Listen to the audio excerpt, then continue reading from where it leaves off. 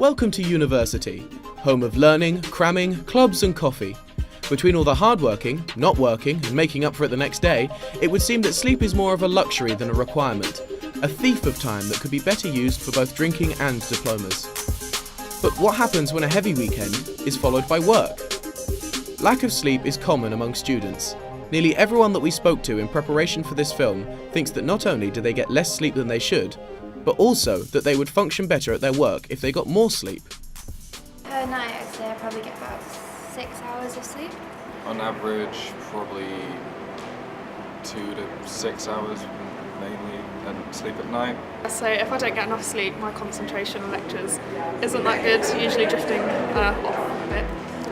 Well, when I don't get enough sleep, I'm basically just like a coffee monster, and literally I just have like 4 cups a day. Poor sleep can have a range of side effects, such as poor short and long-term memory, increased pain sensitivity, slower recovery from illness. But what about that heavy weekend? What about one long period of sleep deprivation?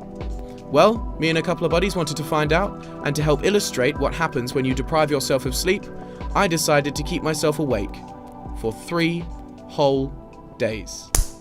Okay, well, I'm ready for my last night of sleep before my 3 days of sleep deprivation. To try and keep myself awake during the day, I'm probably going to go for things like apples and bananas, which have got lots of sugars in them. If that doesn't work, I'll maybe try something like chocolate bars, because that's also got a lot of sugar in it, which is a good burst of energy. I'm also going to see if I can eat lots of carb-heavy meals for the first 2 days to make sure that I keep my energy up. Okay, well, I guess that's about it. I'll see you in the morning. So what happens when you sleep? Well, first your eye and muscle movements slow down, your breathing falls into a regular pattern, and you can sometimes be woken by sensations of falling.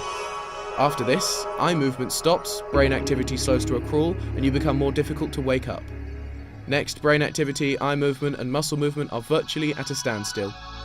Finally, we enter rapid eye movement, or REM sleep. This is the stage in sleep where you dream and get the most rest. Unless, of course, you don't have time to sleep. Say, an all-nighter that turns into an all-weekender. So let's cut off sleep for an extended period of time. After my first sleepless night, and as I'm beginning to power through the drowsiness, the mesolimbic system in my brain is beginning to release large amounts of dopamine, which, surprisingly, seems to cause extra energy, motivation, and a bit of positivity.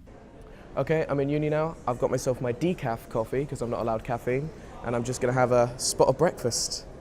And then I'm going to do some work. Yeah. So, why not give up sleep altogether? I really want to sleep. I've been awake for a day and a half. Similarly to taking a hit of certain drugs, the dopamine burst is short-lived. Eventually, it will run low as my brain starts to shut off all the regions responsible for planning and evaluating. This means that work will suffer, and hand-eye coordination goes out the window. I ripped my piercing out of my ear because I fell over earlier, and I keep hitting into things, so I've got plenty of bumps and scrapes to remember this all by. By the 3rd day, there is virtually no dopamine left in my system, so I got a little emotional. I'm struggling to find a reason to stay awake, because so far it's been, yeah, but wouldn't it be a cool documentary though? My body also became unable to correctly process glucose sugars, so I struggled to have enough energy to understand the most simple decisions or math problems. What time did I wake up? 7. I wake up on a...